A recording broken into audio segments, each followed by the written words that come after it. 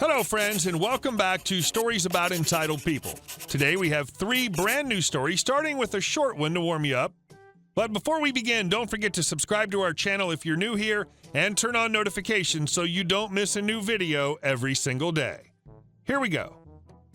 Don't want to pay your fair share? Have fun cleaning up.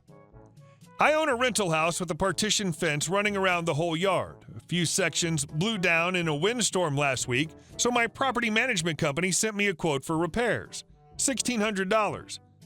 I decided to take matters into my own hands and do the repairs myself with help from family. In my state, when there's damage to a partition fence, both property owners have to pay to have it repaired. I'd spent about $50 on supplies and asked the other property owner if she'd be willing to pay for half the cost of supplies. I'd do all the work for free. Her response? I'm not in the position to pay for a fence right now. Can we work out some kind of monthly payment arrangement? I'm not interested. Well, you have to. It's the law. Show me a website. So I did. She said she needed to do some research, then a couple hours later drove off, never to return. I fixed the whole fence regardless so my renter could let his dogs out, but I didn't replace her weed barrier or decorative gravel that I put back to place new posts. And I left old nails and screws all over her lawn. And our second story. I need a free ride. I, 20-year-old male, work on dispatch. It's a little bit different where I live. We have one emergency number nationwide. They contact firefighters after to help, kind of like a paramedic status without the drugs. So this one guy calls. Let's call him John. John is known for causing havoc in the comm lines, rude, loud, and most of the time he's pissed drunk. Having a crap show day, multiple units on call, understaffing at the time, this guy comes out demanding a transportation. We also do emergency transports, physiotherapy, things like that, screaming at me, calling me a butt after I tried explaining that cabs are cheaper. He calls us because no one's willing to take this guy anywhere for free. He won't pay for the transport like usual. I told him that we're not a taxi service, and if he wants transportation, he needs to schedule like everyone else. John, I'll call 911, your bosses, which they're not, and say it's an emergency. Me, you can do that, sir. You're a free citizen. He hangs up, and I get a call from the emergency hotline requesting an emergency service to this location. I tell the 911 dispatcher that this guy is a dangerous individual, and my brothers at arms will need help. My brothers get to the location and ask me via radio why there's the police, the intervention team, and why they're arresting John since the call was for alcohol poisoning. Apparently, John wanted an Uber ride from the cops, even trying to enter the driver's seat. They beat him for refusing to collaborate and for punching one cop. He's hospitalized with a few broken bones and for his alcohol addiction. And our next story. I hope you're poor and miserable the rest of your life. My family is full of crazy. Sometimes I've wondered if it's me or how I perceive things since I'm the common person, but I remind myself the insanity continues when I'm not around. Also on a throwaway just because it makes me feel better. I try to stay out of the drama, but I'm not perfect, and my family has called me the mouth of the South more than a few times in my life. Sadly, having been raised in an environment of abuse, I've picked up the skill of saying mean things to hurt people. It's easy for me. I avoid doing it because I don't have the right to hurt people, and I also don't want to. My grandparents on my mom's side divorced in their late 60s and were divorced maybe 2 years before he passed. Grandpa was a rolling stone, I guess, an alcoholic a-hole who's always traveling and cheating. I've been told he's an a-hole. I've seen proof, but I was his favorite and didn't realize what a jerk he was when I was younger. So when all this went on, I started out clutching my imaginary pearls before becoming enraged and designating myself as my grandma's pit bull. My grandma is a effing saint. She put up with all this crap for so long just for family, and I'd be damned if she suffered because of him. And maybe my anger was misplaced here. Maybe I'm wrong. I can't feel bad about what I did for my grandma, though. He died maybe 8 years ago or so. Turns out he'd been cheating on my grandma with his best friend's daughter.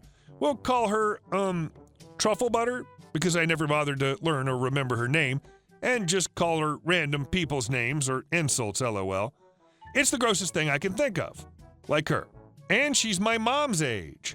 My mom is my grandpa's youngest child, FYI. Just to set this up, I'm open to better names, though. TB is stupid as F too and has no self-esteem, obviously. My grandpa told her that she was nothing but a pit stop as he traveled, one of many. Pretty much put her down and openly used her until the last 6 months of his life. That's when they married because he needed someone to care for him. She was thrilled to oblige. I think she's pathetic and don't have sympathy for how he treated her. We were VLC, basically.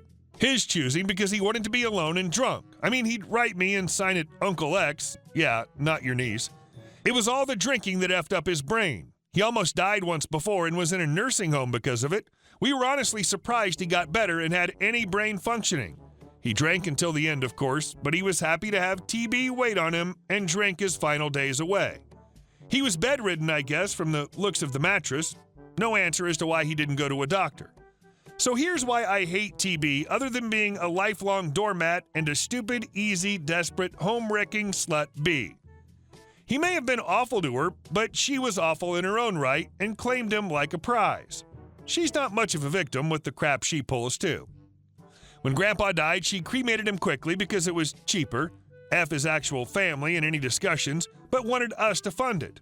Why? Her big brother said so. Who is this guy?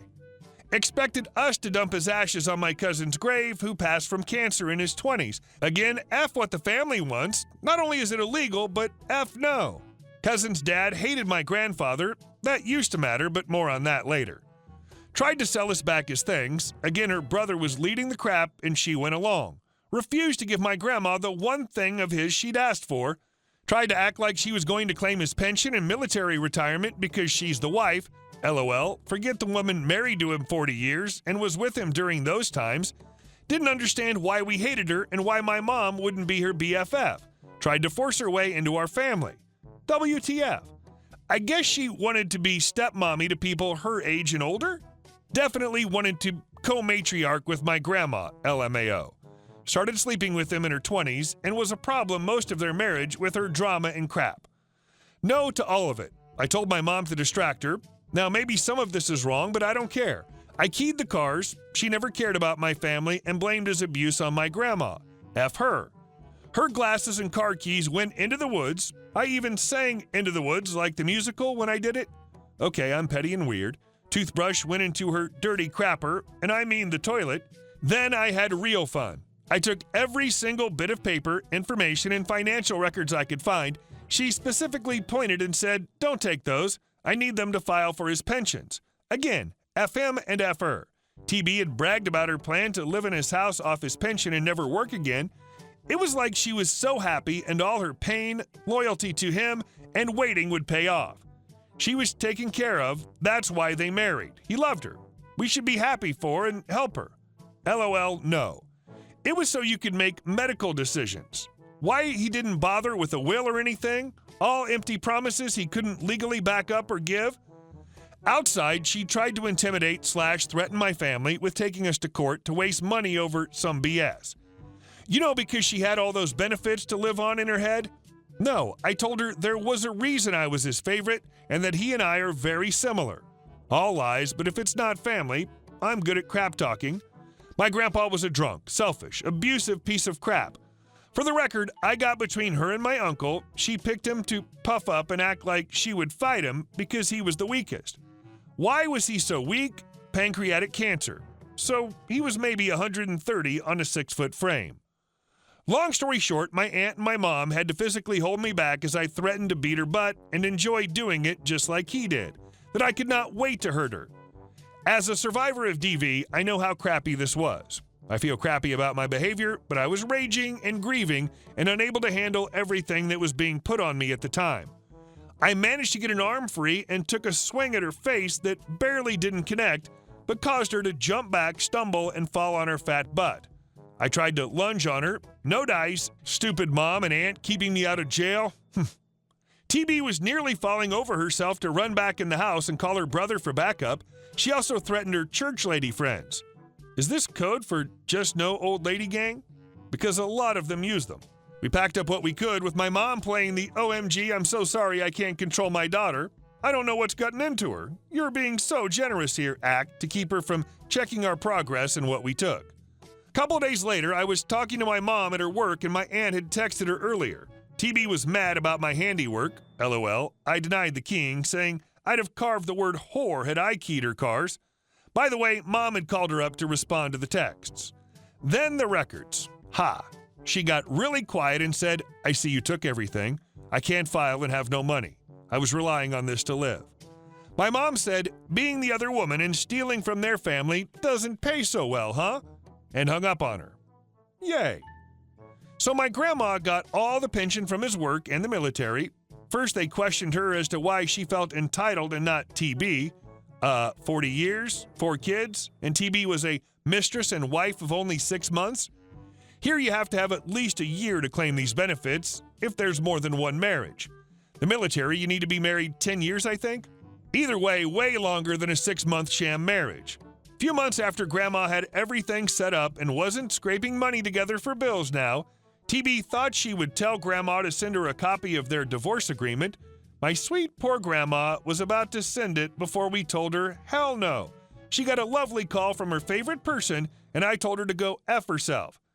I guess she'd tried to get a lawyer or her brother was in her ear, but other than random calls to my uncle on holidays a few times, she was trying to insert herself into our family now.